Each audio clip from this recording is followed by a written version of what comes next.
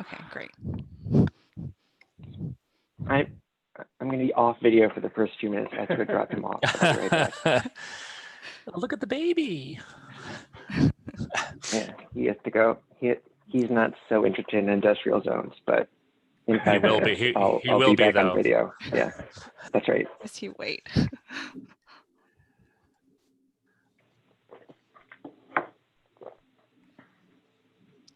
Steve, can I go ahead and share my screen just to get it all started? Sure. Okay.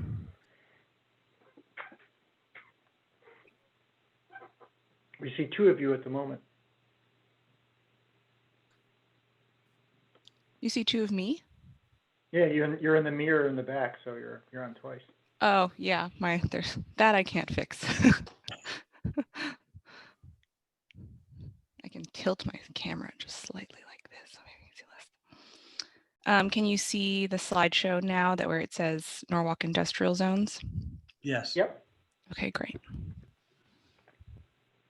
I think we're missing still a bunch of people on our end. Yeah, we can just give it some time.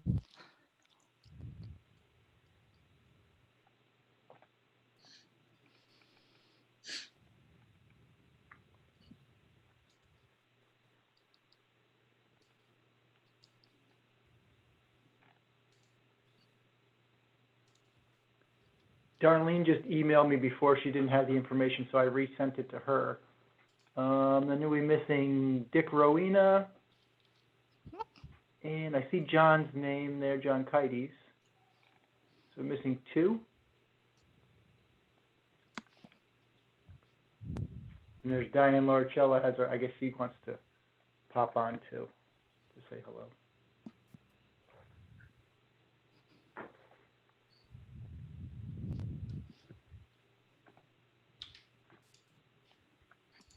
Can you hear me? Yeah. Oh, good morning. Hi Morning. there.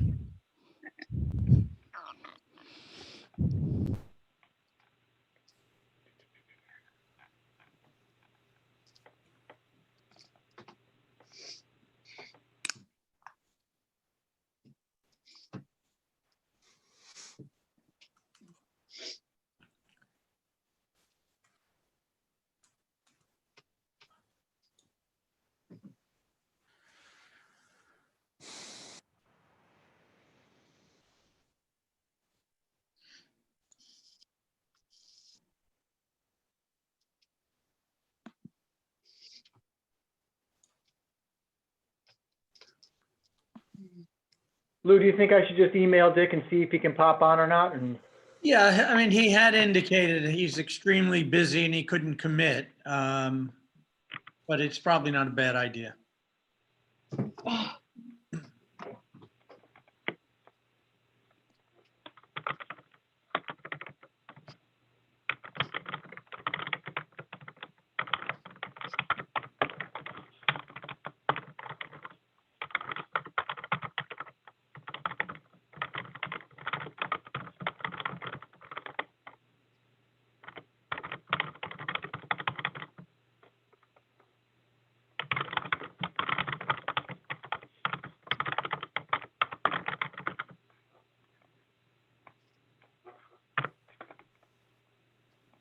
Somebody has a very dramatic keyboard.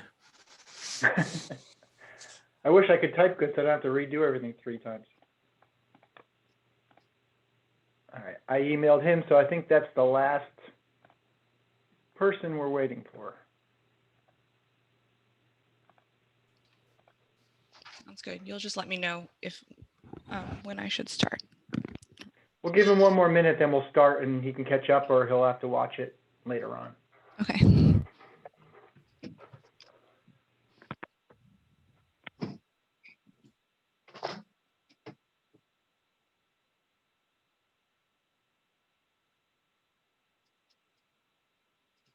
Is Kevin here? Yep, I'm here. Okay. Hi, Kevin. Hi.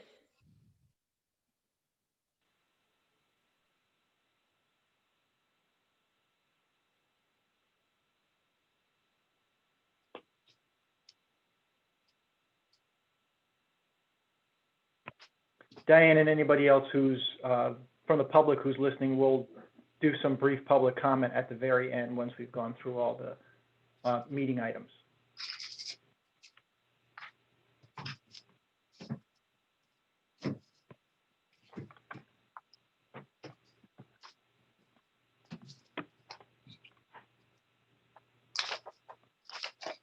Why don't we get started, and either Dick will join us or he'll figure it out. Okay, that sounds good. Okay. Hi, everyone. We're happy to share with you some slides today about our engagement strategy. I know that the last time we met, we had showed you some existing conditions analysis, and we had sort of ended with a overview of what we thought the engagement plan would be. And up until since then, we've been trying to come up with the businesses that we would interview in this next phase, as well as think more carefully about the peer communities case studies, as well as the survey. So we're going to just sort of walk through some of that analysis that we've done. So first we'll just review, we've developed some business profiles for each of the focus areas that we determined in the last meeting. We'll review those peer communities analysis, give you a quick update on the online survey, and then hopefully have time for some robust feedback and discussion about the next steps and schedule. So this was the engagement plan that we showed in the last meeting, the sort of three-pronged thing where we've got business outreach. We discussed having business outreach occur first as a way to sort of familiarize ourselves with some of the issues within the industrial zones, followed by neighborhood outreach and an online survey. So we'll get to those last two things later, but first we really wanted to dive in deeply into the business outreach and really understand the character of each of the focus areas in the industrial zone so that we understood who would be pertinent to reach out to. And so we had the chance, the UTIL team, and to visit Norwalk and walk around and tour the various industrial zones and really, capture or understand what those characteristics were on the ground, which was super helpful.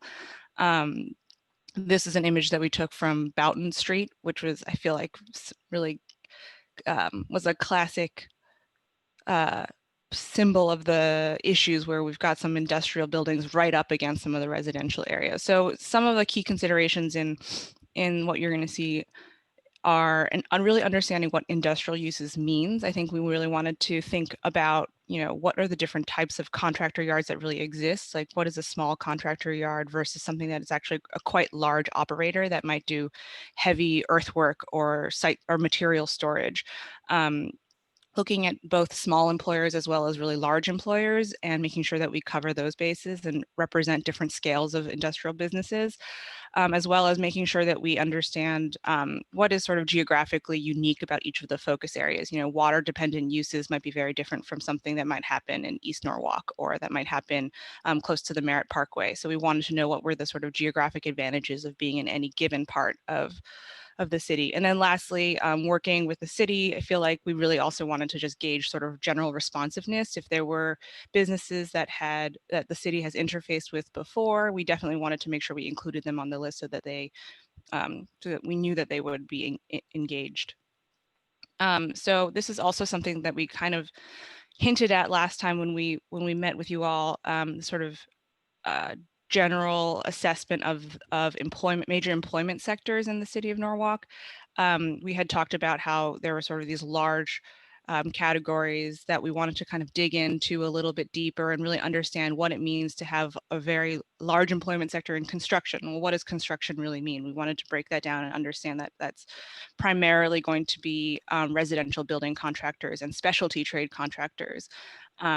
In sort of within retail and trade, we wanted to understand that we're dealing primarily with a lot of electronics and appliances as well as home furnishing. So this is sort of a general graphic that you can dig into deeper because we'll send you this presentation. Maggie, you should probably explain what the graphic shows and how it was generated. Yep. So this is the masterpiece of Will Cohen's data visualization, along with some of Lisa and I helping to make it colorful. But I think that it basically takes the number, shows, these bigger colored bubbles will show the sort of 2-digit NAICS codes. So you've got construction here in this large sort of blue-purple bubble, and then manufacturing over here, and retail and trade, et cetera, et cetera. So that's sort of the large industry sectors. But within each of those sectors, there are subsectors.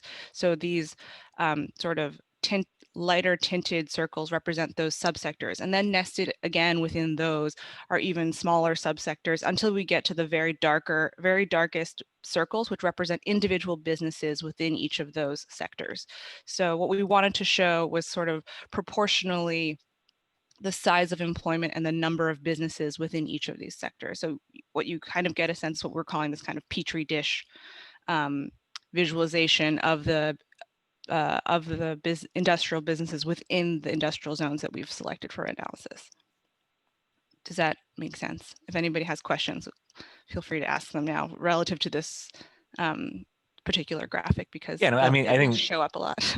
one thing to notice is that some of those sectors have fewer larger circles because there's fewer larger businesses, and other sectors like accommodation and food services, there's lots of little dots, or and then one big dot, or services to buildings and dwellings. You know, there's medium and small dots. And other sectors, you know, architectural engineering related services, there are a few larger dots that represent larger firms. So it's interesting to understand the kind of granularity and scale of the businesses, which has had some impact, as you'll hear, about how we're thinking of organizing the interviews.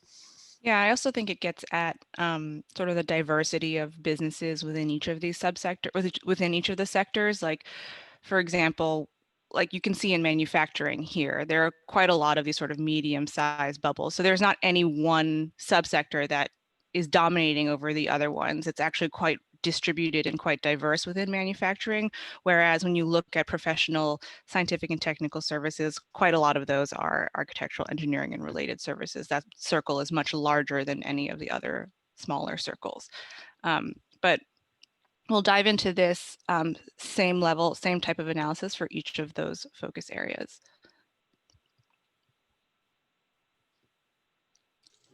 Yeah, so starting with these focus areas, you've all seen this map before of the different districts that we're looking at. And we're just going to go through on the following slides an analysis of the mix of industrial businesses in each of these areas. And within that, we've called out specific businesses that we are potentially going to be engaging with. And so you'll see kind of within the graphic calling out businesses that could be part of these discussion groups, which we would like to get a lot of businesses to take part in. And then we're also kind of listing on the side potential businesses to have one-on-one interviews with. These might be major employers in that particular focus area, people that the city has interfaced with before, or large property owners within that particular district. And so first we're going to go through South Norwalk, which we've kind of broken into two parts, Sono West and Sono East.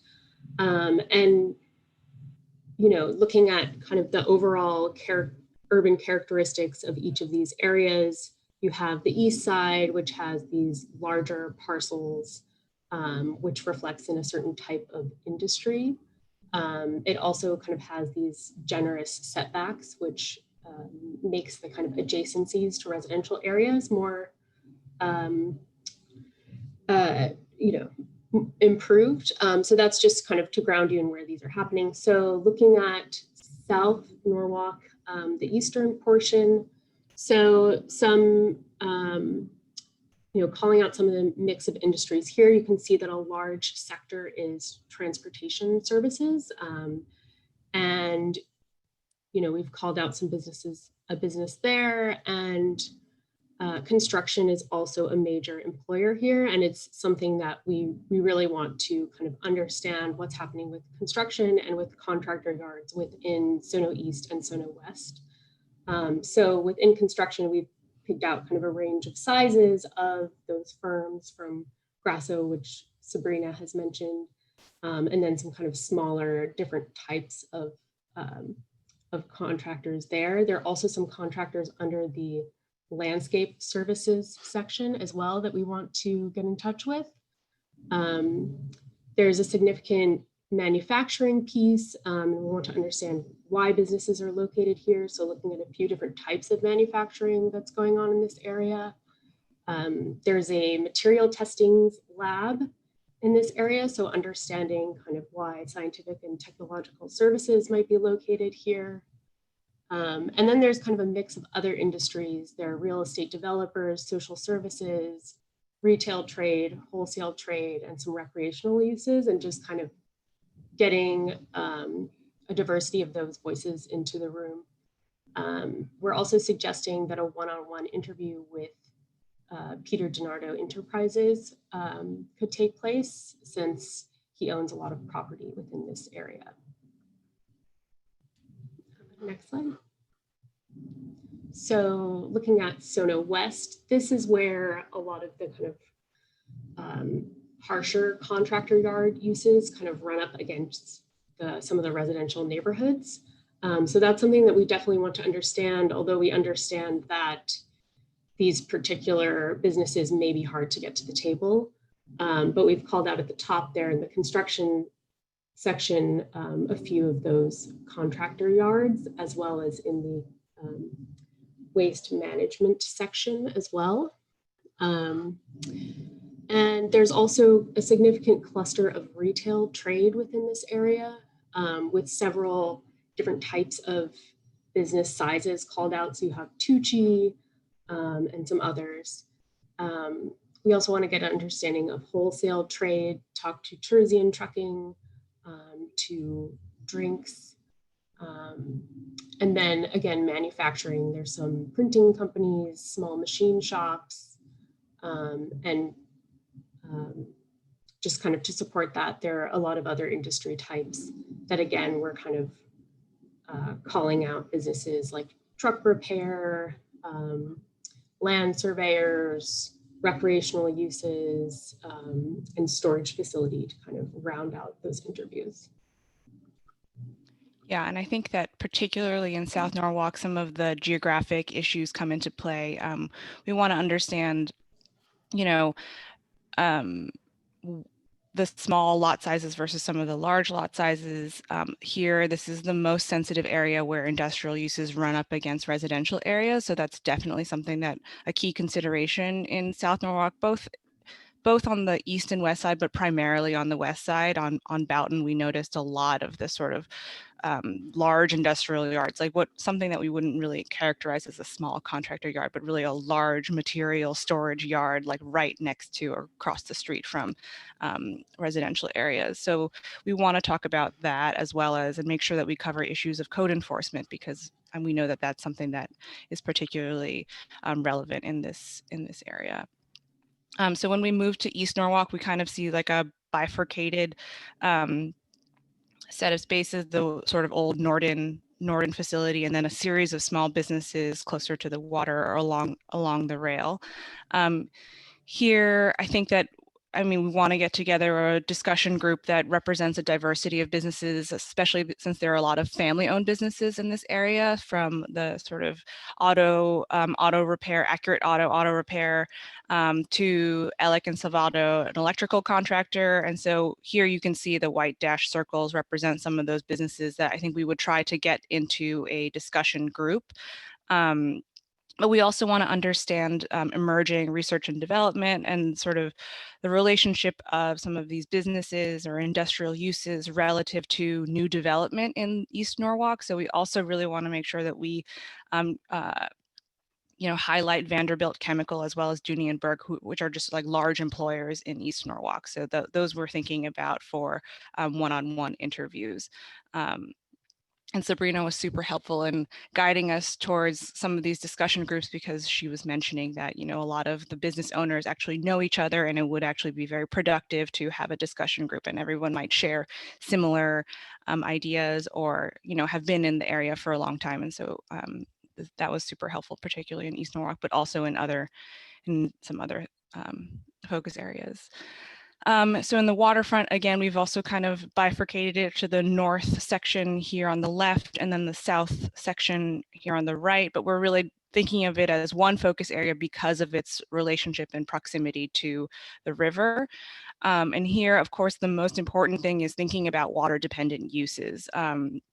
So we've highlighted a number of businesses that are water dependent uses, as well as others that are just sort of representative of large business sectors within that sort of focus area. So we wanted, for one-on-one interviews, we definitely wanted to pull out King Industries and Divine Brothers because of their sort of history with the city, the fact that they're large operators along the waterfront, and because of their sort of industrial activities. But we also wanted to make sure we covered some boat dealers. So we've got Total Marine as well as some marinas, the Gardella Brothers and Rex Marine. And then even though it's kind of a smaller circle within this Petri dish graphic in agriculture, we also definitely wanted to make sure to cover Hillard Bloom and make sure we cover some of the sort of seafood wholesale and seafood restaurants and related kind of businesses. So here, I think some of the issues that we're aware of are emerging businesses as well as sort of waterfront related development pressures and how that's going to play out along the river, particularly in the southern portion of the waterfront focus area. So this is kind of that that business group. And then finally, we get to what we're calling now, instead of just Merritt, because it's confusing with the Merritt Office Park to the north of Merritt, we're calling it south of Merritt, which is this small zone here that has actually quite a number of businesses just south of the Merritt Parkway. And here, this is maybe a little bit less known, maybe fewer businesses that have interacted with the city before, but what we found interesting is that there are quite a number of manufacturing businesses within this area. So we wanted to make sure we captured a number of those, including Rima Dry Vac, which manufactures small machine parts for dry vacuums and other fabric care related items, the Norwalk Awning Company, as well as some packaging companies that have their posts in this focus area. And we also, of course, with this particular focus area, know that some of the key considerations are the proximity to the Merritt Parkway. So in terms of specifying geographic, geographic qualities, I think that that's something that we also want to make sure we cover with them. So you see a similar distribution as within the other focus areas, from contractors to printers and wholesalers, landscape contractors, et cetera. So this is just a small grouping of businesses within the south of Merritt area. And so now Kevin is going to walk through some of the peer communities analysis.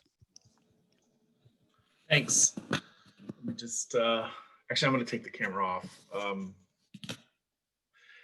So when we first started, we had identified a series of potential peer communities. And once we started getting into it, it became clear that it wasn't as simple as we thought it was going to be originally. I mean, Danbury kind of survived, but I'll walk through what happened. We ended up taking Stamford, New Haven, and Hartford out, but we kept Bridgeport in. And the reason why we kept Bridgeport in is what it says there, which is even though Bridgeport is the largest city in Connecticut, its employment base is actually smaller than Norwalk's.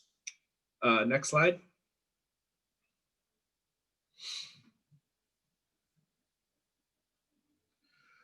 And so what we also needed to talk about, and it became particularly true as we did the visit and drove around and looking at Will's coronavirus looking economic analysis of the different industries, we basically decided that we needed to come up with an idea of what industrial was, and I'm saying that in quotes.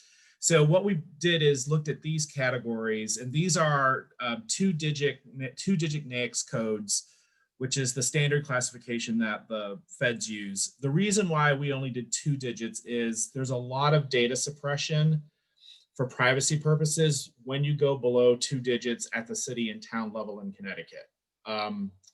And so we just felt that we'll just go with the 2. It's the easiest, it's the most comparable, and we don't have to do a lot of funky math to figure out what the 3 and 4 digit levels look like. And so what you can see here is what each one of those things are. The one that I want to talk a little bit about is administrative services, waste management, and remediation. And yes, all of those things are in the same category. So call centers and back office operations are in the same category as cleaning services, garbage pickup, and environmental remediation services. It's just kind of a catch-all business services thing. And so that can distort a little bit, particularly in Connecticut, which has a lot of back offices, what the employment looks like. But there also tend to be in some of these smaller types of buildings across different parts of the state anyway. Next slide. So what we wanted to do just start with is to look at the industrial employment, if you will, from Norwalk across the state. And we like to look at it in terms of 2 things. One is establishments. And we like to look at establishments because establishments are a simple way to think about potential space demand. Each establishment needs its own space. Employment tells you how much space it needs. And so we like to look at both of those categories. And we're actually really glad we did, because when you look at them, what you'll see here is that CON is construction and Norwalk is more or less on par with the state.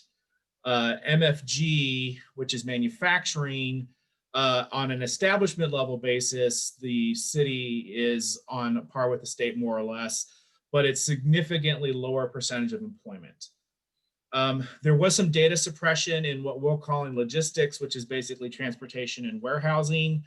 And it floats back and forth over a couple of years, and it must be because there's one company that either shrinks or grows that triggers the data suppression. So what we did is we used the 2 closest years that were not suppressed and carried them into the 2 years that were suppressed. So that way it's not altered by estimates of that at all. Then you see administration and waste management. You have more establishments, but you're about the same. You're a little bit higher on employment. Wholesale, same thing. So, and then the industrial, but and then we combined all those together to create a big category, which is the quote unquote industrial. And you can see that industrial percentage of employment is lower, and that's largely driven by the big difference in manufacturing. Next. And this is just a quick summary snapshot to give you an idea. What's really interesting is that it's nearly 1/3 of your businesses, it's less than 20% of your jobs, and it's less than 15% of your wages. So that gives you a big sense of how different the pay scales are for some of these businesses. And that is what you see right below that is the average annual wage range across these kind of key categories. Next. And then we basically tore these apart and identified a series of cities just as comparisons. And this is one of the reasons why it wasn't quite as simple as 1 or 2 case studies.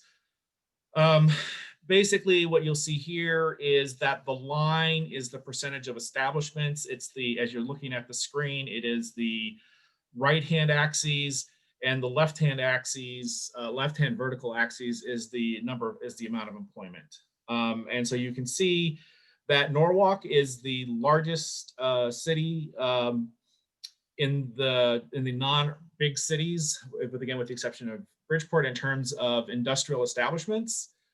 And it has but on the employment side, it is, even though it is the largest in terms of establishment, it is not the largest in terms of employment among those groups. Next. And then we just did this for construction and employment. You can see Danbury, Norwalk has the most number of construction businesses, but it is not the highest number of employees. And again, we had to draw a line somewhere, so we just drew the line at 1,000, more than 1,000 employees. Next. Same thing with manufacturing. Manufacturing is where there's a significant difference. It is among the smaller in terms of establishments, and it is substantially, it's very small, particularly among these large numbers of establishments. in terms of the employment base. And then this is administrative services, waste management. And again, it's really important to remember here. There's a couple of things important here. One is that you do have a lot of these businesses, as evidenced by the chart to the left. But you do not have, you have a fair number of employees, but you also have the smallest average size in the state at only 8 employees. Next. And this is wholesale industry. One of the things that's interesting about the wholesale industry is it used to be what you would think a wholesale is, which is a giant warehouse, people distributing goods out of it. A lot of this has now moved, particularly in Connecticut, has moved to electronic brokers and agents. So they can be 1- and 2-person shops now. So this has really changed quite a bit. And that's just something to take into consideration. Again, you have, actually, I'm sorry, the one on the left should say wholesale establishments. You do have a lot of establishments. But you don't have, you have a fair amount of employment in that category as well. And then what this is, and this, I apologize, it's a little hard to read, but what we wanted to do is to track these over time. And what we decided based upon this analysis was that the communities that should be looked at were Danbury and Milford, and then also Greenwich and Fairfield. And the reason Danbury, because it's very much like Norwalk in a lot of ways, in terms of its concentration of these types of businesses. Milford was as well, even though it's a little bit smaller. And then Greenwich and Fairfield, we decided to include because of their proximity. 2, if they go through a lot of rezoning where they're trying to generate more value out of their land and change out some of these industrial uses, they have a fair number of businesses like in construction and some of the administrative waste and wholesale businesses that Norwalk would be a natural migration point for them because they could be in Norwalk and not lose access to their workforce. And indeed, their workforce might actually live in Norwalk as well. So we thought those were important to keep track, and they did have a fair number of these businesses as well. What you basically are looking at is an index. So in 2016, we use 2016 as the base, and that's why it's at 100. And then what you see, the red line is what we're calling Norwalk adjusted. And that is where we took the versus the Norwalk unadjusted, which is the dark blue line. The dark blue line is because of the reason why these numbers rise and fall as much as they do is because of the suppression of the logistics data. So what we did is we took the logistics data for 2016, the logistics data was reported, transportation warehousing was reported. 2017, it wasn't. So we took the 2016 numbers and put it into 2017. Similarly, in 2018, the numbers were reported, but they were not reported in 2019. So we took the 2018 numbers and put it into 2019. It was the only community where we had this data suppression issue in an important category. And so that's why Norwalk has 2 sets of numbers. So assuming that more or less that the 2017 and 2019 numbers more or less reflect what they reflected in 2016 and 2018, and they weren't that off that much between 2016 and 2018 were the numbers that were reported. Norwalk has actually had the highest growth in industrial establishments of these kind of peer communities, if you will. Next. If I can ask a question. Sure. Can you go back to that graphic? I'm wondering, I mean, how significant is the difference between 95 and 102 or 104? Nothing, it's just math. It's math, and it's a scale. I mean, if we changed the scale from, which probably for public reporting purposes, we would want to do this. If you adjusted the scale from 50 to 200, you would barely see the lines move. Right. We just wanted to make sure that the lines, you could see the rise and fall, but essentially it's flat. Even at 104, even at, it's a way to think about it, it's 4% and it's essentially flat. Right. And by the way, it's flat for all of them. So you had a little bit of a gain, but not huge. And again, you can see it here where there's, on an employment basis, where there's really been almost no swing at all. Everything's essentially flat. Next. So I'm not going to read this, but clearly, Norwalk is probably the 5th most important employment center in the state of Connecticut. 4 or 5, depending upon how you want to count it. You know, you've got you're a leader in a certain categories, you lag in a couple of other categories, manufacturing, which is kind of interesting. This is a project talking about employment, industrial districts, which were probably originally founded on the idea of manufacturing, and manufacturing is the smallest, is among the smallest things that you have, particularly in terms of employment and establishments, even though it is comparable to the statewide averages.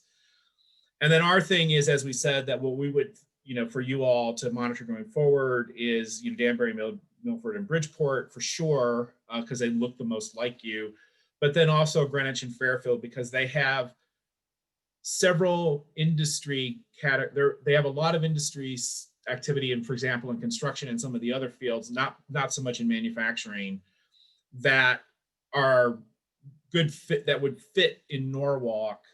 Particularly if Greenwich and Fairfield decided that they wanted to try to change the zoning, those businesses are going to want to go somewhere. My guess is those businesses are servicing,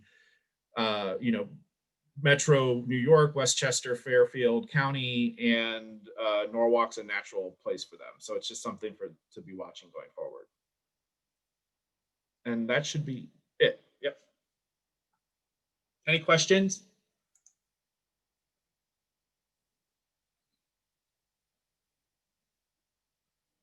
Hearing none, we should move on. Can I just ask a quick question? Could you just go back and explain the 2-digit NAICS? I'm sorry, I really didn't catch what that was. So there's a, I can explain it really quickly. So there are industry codes that the federal government created. They used to be called standard industry codes. They used to be called SIC codes. They were changed in like 2005 to something called North American Industrial Classifications. And the reason why these codes exist is they exist for purposes of tariffs and trade, and also for workers' comp allocations. And what there are is every industry category has a group. So manufacturing is NAICS code 31 through 33, but they can go all the way down to 8 digits. And so the Info USA information that UTIL has pulled goes all the way down to the 8-digit level. And all that basically does is to say, so the easiest way to think about it is code 31 is manufacturing, and I'm just going to make this up because this isn't going to be right, but code 310, which is 31 plus the 0, is, we'll just say it's petroleum refining for now. And then you can go down, or chemical, oil and chemical processing. And then 3110 is, we'll say it's oil refining, just for sake of argument. And it's basically just to create these classifications. What they've done is, it was built out of the manufacturing economy. The manufacturing stuff is really, really specific. When you get into some of the other categories, like the administrative and waste and remediation services, they tend to be more generic. But it's just a way to allocate them across kind of industries. Does that answer your question? Yeah, so it's sort of like giving them a code to identify, but you're only using the 2-digit code. So you're not getting particularly germane, or you're leaving it a little bit more general. We have to, because the data, it comes from payroll reporting to the government for unemployment insurance purposes. And once it gets below, once there's a set number of companies or a set number of employees, and I forget what the thresholds are, the government knows what it is, but in public files, they don't report it to protect a specific company's information. Okay, thank you. And towns the size of most of the cities, and like if this was Pittsburgh, you could get it at a higher level for certain industries. But in this towns the size of in cities and towns the size of most of them in Connecticut, the 2-digit is the safest thing for comparison purposes. Okay. But as Just you to can follow see up on here, that, what Will and UTIL have done with this image is give you a feel for it at a more granular level. The problem is, to replicate this across all of the different communities would be expensive and very time consuming, and at the end of the day, not tell you that much more. Okay. And within So within all those little circles, within, you know, like the orange circle, and there's all those extra little dots, you've actually defined all of the companies in Norwalk that are within that dot. So this is slightly different than what Kevin did. So Kevin got data from the federal government, like he was saying, based on this data that comes out of tax reporting and unemployment insurance, which reports it at that high level, at the big bubbles, right? The 2-digit bubbles. This data set is something different. This is from a company that really exists. Their business model is like cold calling, like marketing leads. So they go around and start with, you know, this 2-digit stuff, but then try to just keep track of every business in a city. The number of people that work there, the name, its location, the number of employees. It's not perfect. In fact, there's a lot of issues with it. It's way less trustworthy than like the official data from the United States government.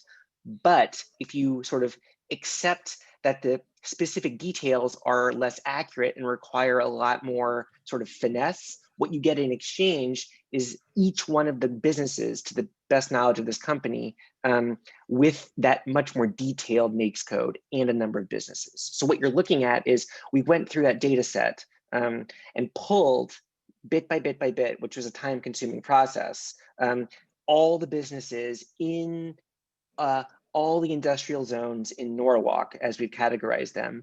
Then for each of those, we got the 2, 4, and 6-digit NAICS codes, as well as estimates for the employees. So all those tiny bubbles that you're seeing, and some of them are circled, you know, well, in this case, it's the citywide one. So what you've got is the big bubbles are the 2-digit bubbles, you know, construction, retail, trade, professional services, just like the categories Kevin was talking about. Then within that, we have 1 or 2 levels of detail. So, you know, if you look all the way at the bottom where it's retail trade, you've got, you know, 1 level in is electronics and appliances or home furnishings. Within that, there might be some additional subcategories. And then within that, you know, like for example, if you look all the way at the bottom of the retail trade, there's that slightly smaller bubble that's still pretty light. That's like a 6-digit. We didn't mark it because we didn't want to overcomplicate the diagram. And then within that, there's 3 more bubbles, which are actually 3 individual employers in Norwalk within that 6-digit NAICS. And so when we went through all the subzones, we were actually pulling out those businesses themselves. But yeah, so Tammy, to be specific, the blue, so let's take the building contractor one for example. So the blue is NAICS code 23, which is construction. And then there is a bubble, which we're going to use because I pulled it up, is the one where non-residential building contractors are, which is like 2360 NAICS code. And then non-residential building contractors, which is the small bubbles inside that bubble, that's the 4-digit bubble, is 23600. So that's the level of granularity. The problem is once you get down that granular, to do that for everybody would be time consuming, and because it's a land analysis as opposed to what Will is talking about, which is a market where we're trying to market to specific companies. What we only need to know ideally you would know the 3-digit, but there's still a lot of data suppression, but the 2-digit for what we're doing is good enough from a land to do a land and zoning analysis. It's like the Dewey Decimal Code. That's how I think of it. Exactly. Yeah. Good analogy. So do you actually have the list of those companies, and can you give that to us as part of our looking at this? Yeah, we can send it to you, but what we should say is there's huge asterisks next to all of the data, right? Like for example, the biggest problem with it, which we in our very first analysis was like, it lists Dooney and Burke as by far the primary employer in the city of Norwalk, because every person who works at any aspect of that company in Norwalk or out is getting their payroll from, you know, that's the headquarter, that's the address listed on their paycheck. And so from the perspective of the Bureau of Labor Statistics, it's all just in Norwalk. And so there's a lot of caveats, and we didn't do a perfect job yet, but we did a fair bit of parsing out those kinds of errors, moving things in and out. But we can definitely send you the list, but I wouldn't call it exhaustive. I would call it illustrative and a good place to start, if that makes sense. Yeah, it's great because I'm not so concerned about it being exactly perfect. I've lived here for 28 years, but to be honest, I don't know probably half the businesses that exist in Norwalk because I'm a resident and I'm in residential real estate. I'm not commercial, you know what I mean? So it's Right. helpful for me anyway, and I would imagine for our other members on this team to know all of these businesses. And it's going to be actually kind of eye-opening that there are so many businesses and how many people they employ. Even if it's not perfect, it's okay. What I would say is these diagrams are more than the list. The point of these diagrams of why we made them was to try to take that crazy list, which has a lot of issues, and try to actually boil it into a more clear picture of the sectors. So even if we're missing specific things here and there, actually, I would say these diagrams tell the story better than just the pure list. And we tried to, the reason why we're highlighting these ones to be talking to for the interviews is we think these are somewhat representative, but the categories still give you a start, if that makes sense. Yeah, but I'd still love the information, but I won't hold it against you. All right. Well, I'll have to look a little bit into it because I need to make sure that it's okay to like deliver the data. We might have to like keep it restricted within the group or something because I don't know that we have a license to fully just give it out, but we'll find some version of it we can show you guys. Okay, thank you. One quick thing, because I think this is important, and as I'm sitting here listening to this conversation about the chart that Will created and the analysis that we did, I'm actually not surprised that you have a lot of these businesses, but they're all very small when you actually look at the real estate that they're in and the real estate that you have. You don't have a lot of large parcel, large building, kind of quote unquote industrial type space across the city. There's a couple of them, but there's not massive amounts of it. Mm-hmm.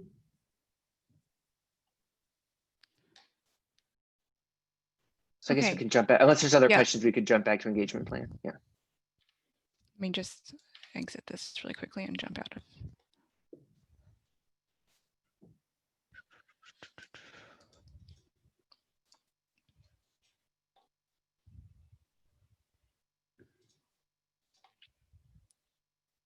Okay, so here we have just covered a whole bunch of slides that are pertinent to the business outreach.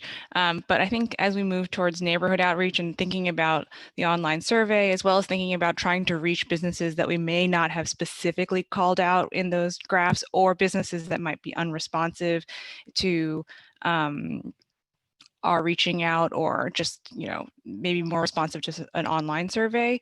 We thought that maybe that these two strategies could actually kind of be combined into an online survey effort that we talked about last time, which we'll talk through. So this was something that we spoke about briefly in our last steering committee meeting that operates on a list of potential statements, which we've also drafted.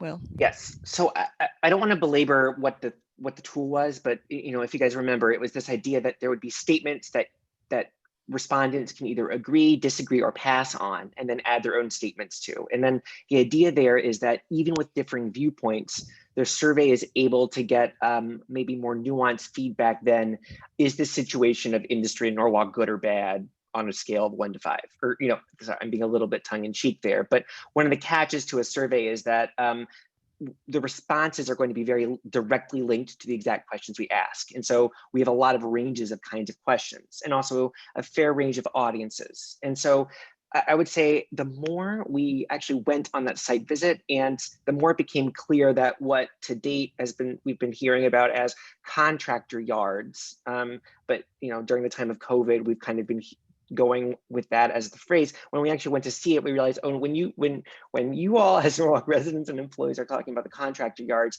that is something which, to an outsider's view, we should be calling like massive earthworks, or like dramatic businesses that are right next to the residential areas. And so that is something where it is difficult for us to think of very good, simple, short answer, or like, do you like it or not like it questions. I can imagine that actually on all sides, whether it's from the perspective of the business owner who's trying to navigate getting along with the residential neighbors, or from the neighbors who are trying to figure out what on earth is going on with the businesses next door, there could be a lot of issues. And so to that end, given that that conflict seems so clearly to be the primary driving one for a lot of the study, beyond a lot of the cleaning up of the land use codes and sort of organization of it from a logistical perspective, it actually seems to us that that survey might want to be the same kind of one that we give to both business owners and residents for a very clear reason, which is we should come, and this is the other key, which is we don't want the statements are not this pure solutions. Like, we don't want a statement that everyone agrees with necessarily. That's like, oh, if only it were better, that would be nice, right? That's not the key. What we actually would like to get, what would be good for outreach both to businesses and to residents, would be some imperfect starting ideas that lead to a conversation that will actually help us inform a more nuanced policy solution to this kind of problem. So here's 4 potential statements that you can agree, you can realistically agree or disagree or have feedback on, right? So if we put in these 4, right, restricting truck operations during night and weekends would address many of the conflicts between residents and businesses. That's a fairly nuanced view. It's a thing that the city could try to implement via code or other kinds of enforcement. It might be a good balance, but business owners might say, that's a complete non-starter for me. I have to operate during these hours. Like, no, thank you. Or residents might say, sure, like that's a start, but actually, no, nights and weekends are a pretty big, like, you know, they're a big piece of it, but like, I work at home all the time. I have children who are around a lot. This is not addressing a lot of my needs. So additional feedback, additional comments might help bring that up. And I think the ability of residents and business owners to see both perspectives, even through the feedback process, might help make it not just be, here's what my needs are, versus trying to come up with a solution. So these are 4 that we came up with that we think are a good start. The idea of nights and weekends as a piece of it. The idea of just neighbors being good neighbors to each other, right? That the contractor yards can take some activities to try to sort of conflict less with residential things. One that's saying, I think everything's fine. I actually think it's unlikely that that 3rd statement on its own tells the whole story, which means it's one where after you decide to agree or disagree with it, about the current situation, you immediately would want to put another one. Like, the business mix is good, but the way it's working isn't, or the fact that you're next to my house isn't so good. Or something which is, again, a little bit more controversial potentially, that actually you might want to become more restrictive potentially, or something like that. So the point of these is not that, like, if any of you are like, I don't like some of those statements, I would change some of them. That actually suggests to me they're a great place to start for the interview. So what would be good is if you all could think about these. If there's something about it that's especially inflammatory, we can definitely tweak them. But if you all have advice for us, either in the next 5 minutes or, you know, with additional feedback to Steve, and you want to pass it along to us for some starting set of them, right? We want to have like 5 or 10, nothing too overwhelming right off the bat. That becomes something we can publicize. It can be an easy way. It can be something that, you know, the city puts on their Twitter and Facebook. It can be something that when people have questions that are incoming, we can say, here, go here and give your feedback. Or when we're doing outreach, we can provide that as a good way to sort of funnel feedback in. And ideally, when all this happens, at the end of it, we'll have a more nuanced view of not just, you know, Will's Petri dishes and Kevin's analyses using the cold hard facts, but a fairly nuanced view of the full ecosystem of all the issues surrounding industrial areas. And then from there, with that feedback, we can you know, move on to these next steps, which are. Oh, I'm sorry. Yes. I'm sorry. Go ahead. I'm sorry. Go ahead. No. Please go That's ahead. it. That's it. Good morning. And so I just want to get it off my head before I forget. And some of those questions, I think one of the issues, particularly in South Norwalk, for me anyways, I think a lot of these contractor yards, industrial yards, or however we identify them, contribute to the blight in the area. And so I think that somehow, if I don't know how you put that in there, but I don't know, but they do contribute to the blight in the community. And I don't know how you phrase that question or statement. You might not phrase it that way, because that's probably not a good way to start the survey, Right. from the perspective. Right. You know, no, I know somehow. Yeah. We'll try to think of something.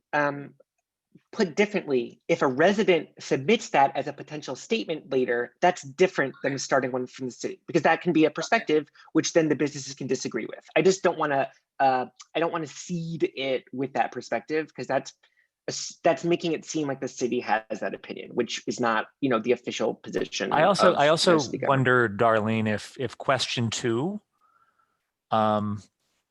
begins with That's the the one I was assumption. looking at, yeah. Yeah, that it begins Okay. the assumption there that it's a blight, and if they did this, would it be less of would it be less of an issue? So to me that's a leading question, which is bait for a community to say, no, that's not enough. They're a blight in our community, would be a good response, right? Okay. So I think that's the And in one fact, that, if we change it from can to should, then it's more implicit. That might actually make the point a little, like if it's saying you should do more, that is taking a stance that is still amenable, but isn't, you know, calling things out by name necessarily. I want to reiterate, you know, the value of these surveys that we found is that it does get to a kind of common ground and a sincere listening of the other side, that I think in this particular case might point to some mutually agreeable policy decisions. So I mean, I think just to be clear, actually, we need it to do that. Whether or not it comes in the survey or not, this study has to come with a mutually agreeable policy decision. So if the conversation can lead us in that direction, that's great. If it doesn't, if it totally fails and there's no overlap between the groups, that's a good lesson to learn as well. It means that our job will become maybe a little bit more difficult, but you know, we can keep searching. Fair enough. Yeah, so based on all of this, I mean, with the survey in mind and with those Petri dishes, with the businesses outlined, I think our next steps are really to start reaching out to these businesses for each focus area and schedule those discussion groups as well as one-on-one interviews to initiate those conversations, and then also start to draft a good set, maybe it's 5 or 10 questions that we initiate the survey with, and then with your help, start to distribute that to as many people as possible. At our next check-in, we might be able to, well, this is maybe a question, but at our next check-in that we have more of that feedback and have a larger picture of what that engagement feedback is so that we can present that back and just our findings. Although in hindsight, after this conversation, I know that we're out of time, but I would propose something slightly different, which is if it's okay with you, if you could give some feedback and send it to us in the next couple days, what I'd really like is whenever we do the interviews that we have that link that we can provide. So if they want to follow up, right, it's an initial touch point with a respondent that we can send it along. So I'd like to at least get it started before we have it available before we do any interviews, just so it's available. So we don't sort of miss that opportunity when we reach out. So you're saying to have the statements sort of ready in the form of the survey before we start the interviews? I think so, because we want to be able to, at the end of the interview, say, this is here for you. You should fill it out if you want to say more. Yeah, maybe what we can do. Yeah, and this is the link, right? Yeah, maybe what we can do is just if you all at the city have specific things that you want to be integrated into the statements, or you can just send us notes or something, or even if it's the specific statements, and we can gather them and then also just sort of create a rough draft and to send it back to you to make sure that that's all right, and then we can have that ready to go for the interviews. And that shouldn't take too long to get that all together. Because I think the next big chunk of work is really doing, like actually enacting this engagement plan and then coming back with all of our findings and then moving on from there. Are we going to see the sample survey for the businesses? Because that's what you're doing next, interviewing the businesses. So are we going to see that survey? We might want to do it via email, just because like we want to have at least some of these started before the next check-in. But the interview isn't just a pure survey. It's more of a give and take interview where we'll have a little bit more open-ended questions. What we can do is we can send a list of what those are just to make sure we're hitting all the right points. But what we can also do is we can make a test version of this just so you see it with the points that are there. It won't be the one we send out. It'll be just like an internal one. But that's easy to set up, so we can change the statements and that kind of thing. Once we get a general sign off on those, we can make the official one, have that included when we do the interviews, and then move forward. But the interviews are not the interviews are different than the survey, right? The interviews are where we're talking and taking notes, not just having people fill out a couple questions here and there. Yeah. So are you asking us for questions about what we perceive the problems in these industrial zones are, or what questions that we might want you to ask the businesses or the residents in these zones? I would say either is fine. And if you have a burning one for either side, that works. Based on that, we'll try to put together our best guess at the right way to handle it on the interviews. And then you can give us some feedback on that too. Thank you.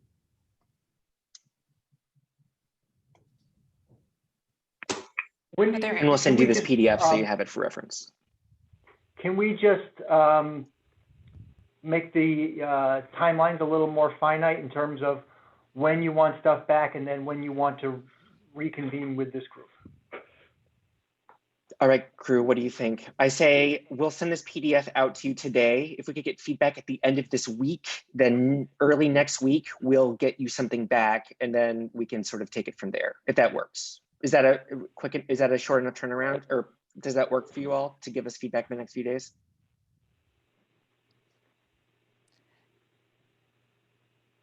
I'll take that as a yes. No, it's too short. It's too long. It's too short. Does it seem okay, that schedule for feedback on these statements, and then like sort of giving us the statements that you might want to have incorporated so that we can formulate them into a more curated list of statements for the interviews as well as some for the survey? I think that timeline is fine. Okay, and then I think that could probably happen over email, and then we would go out and do the thing, and then we would want to schedule. I think my assumption, and that this is a Kevin question as well, is we need to figure out, I think that it might take a couple of weeks to get through all of those interviews, and then after then is when we would want to meet with you again to sort of pull all of that material together in a presentation so that we can have a discussion about those findings. So Kevin, do you have an estimate of how long that whole interview process might take? My guess is it'll take a couple of weeks to set up. It would probably be helpful if we could have some outreach from the city to some of them so they don't feel like we're just cold calling them out of nowhere.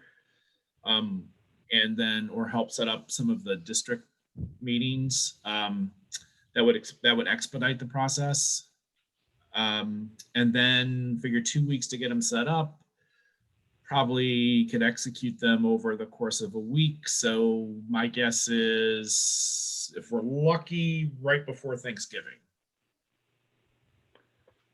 And two things that we had talked about, and I was talking with the UTIL folks, was that the two areas. One would be having a conversation with the Harbor Management Commission, because they're going to be, they're going to be very focused and concerned about water dependent uses in and around the harbor, because we are looking at the marine commercial sites.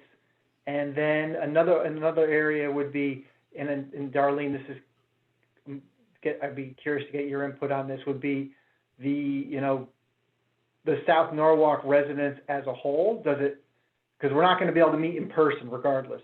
So is the survey itself sufficient enough to get enough feedback on the concerns? I mean, I know we'll get a lot of that out there with the truck traffic, the hours, the illegal contractors, a lot of the things we're going to know, but is the survey itself enough to get that feedback, or should we do something in addition to that?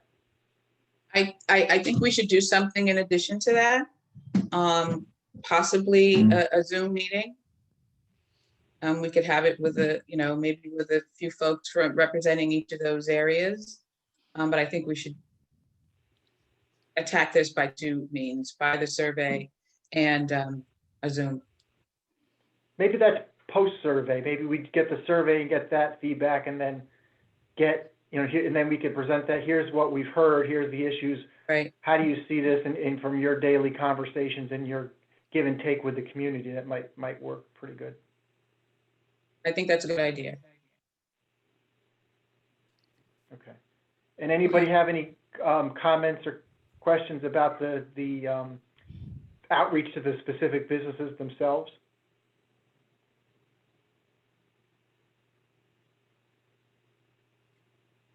I think that Will, I think, or someone from Utah brought up a good point. I mean, there are going to be some businesses that are resistant to even participating in this, and many of those will probably be the ones that we have more issues or concerns with. So I don't know if it really has to come from your department, Steve, or from the commission or something that says this is something we're doing for the city and we need their input. I mean, you can't force them to do it, but I think that message has to come from. And perhaps we get the chamber involved. They've got pretty good outreach and email Right. list. Yeah, in the past when we've done some of this, they, at least in those kind of conversations, those kind of businesses have been more apt to talk when the city wasn't involved, because they Really? feel they could be a little more free in their speech and not worry about retribution if that was going to happen. So you think the chamber would be a better avenue to go to get them to talk or respond? Yeah, I mean, it's a good question. I don't know who deals with, yeah, I can ask Brian and Griffin at the chamber and ask them if they have contact with those contractors. I don't know how active they are in participating in the chamber, but it's a good question.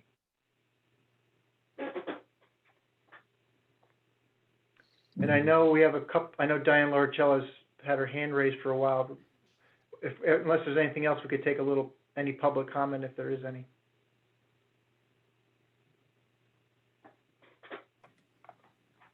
Are we all set to give it to Diane? Yes. Diane, you should be able to unmute yourself. Okay, thank you. Can you hear me? Yep. Yes. Great. Well, good morning. I first want to thank you all. I'm so happy that this has been undertaken, much more improved in detail than what we tried in the early 2000s for our preliminary industrial zone survey.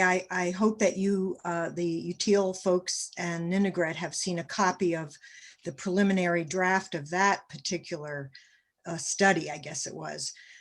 Because time is short, I wanted just to say the following. I'm an environmental consultant and came to the city to do hazardous waste surveys for the Department of Environmental Protection. And so I wanted to encourage you all to look at the brownfield and polluted sites and the industrial legacy lens. But I also hope you will understand that for at least 20 years, the city has left its citizens with an image of industry as a belching black smoke, smelly entity, and it is not true. So as you're doing your survey, you have, due to 20 years of land use decisions where the city, and it's not the current people on the zoning and the planning commission, and many of the staff, most of the staff, quite frankly, have changed over. But there's a legacy of giving away industrial sites for big boxes and giving away industrial sites like in Norden for residential. Therefore, in my opinion, giving away a gold mine of potential good jobs, good paying jobs, and taxes for the city that you have with industrial entities. I'm talking about clean industry. And I think without that lens, your survey will not be, in my opinion, professionally being, if there's a way in the survey to acknowledge that, I think it would be very helpful in getting good data. Because time is short, I brought to Sabrina's attention the south of the Merritt area. That is a gold mine for the city for green jobs, but I think you should make a point of interviewing the owners of Muller Park. And I have a lot of background and professional history of that site. And then the areas where they are listed on the other side of Perry Avenue, it's like, it's called the Precious Stone Streets, Ruby Street, etc. It's very interesting the way they name those. Also, there is the BJ's site where it was an industrial entity. It had pollution. The pollution's almost cleaned up. It was part of the reason I came to Norwalk.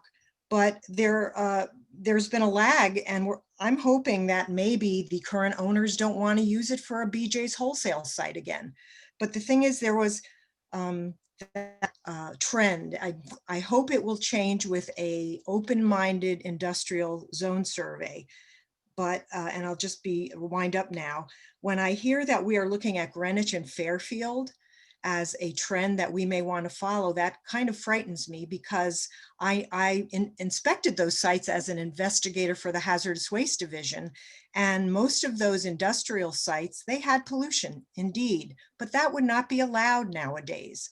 So I want everyone on this call to understand that there are great industrial jobs, green jobs, agricultural, like in Bridgeport, they have the microgreens inside old buildings that work out very well.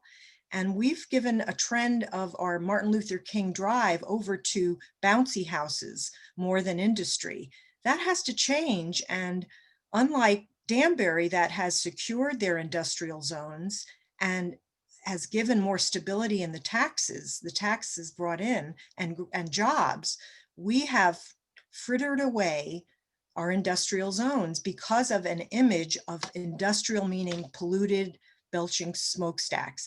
So Steve, I would really like to speak with you and Sabrina, even before the survey is undertaken. I will send you some phraseology for your survey, because it can go either way, as we know, based on phraseology. Having once lived in and still done a lot of work in South Norwalk, it's not just about blight, although Darlene is very right, and I'm glad she's part of this study committee.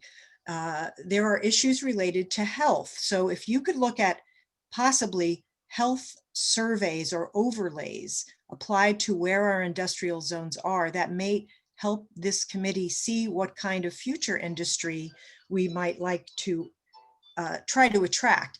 Lastly, I just want to say, asking the Chamber of Commerce to be the conduit for industrial jobs, I would think, I like Brian. Now that Brian's at the helm, I feel a little better about that. But prior to that, the Chamber of Commerce, in my opinion, was one of the reasons we gave away a lot of our industrial zones, because they had members who were real estate investors and wanted to look at big boxes.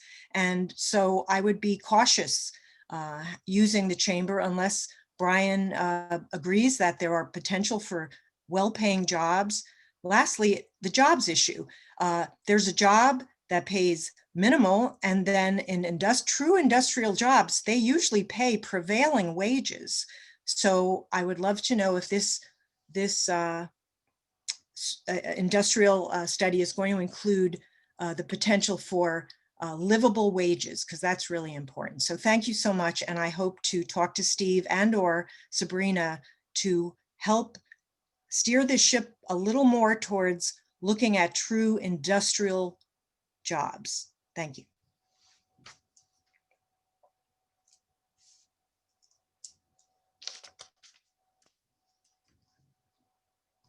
That's all of the public that we have that had their hand raised. If anybody in the attendees, we would have Hiram and somebody from the hour, I believe, some press. If you have any questions, feel free to use the raise your hand function and I'll allow you to talk. But if not, that's it.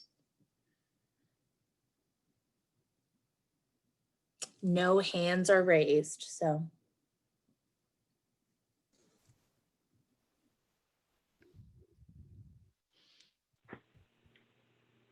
Okay, any other questions from anybody on the committee? Otherwise, you have a quick homework assignment, and then we got some other comments to think about to incorporate in, and then we'll get that out, I guess, next week sometime. Yep.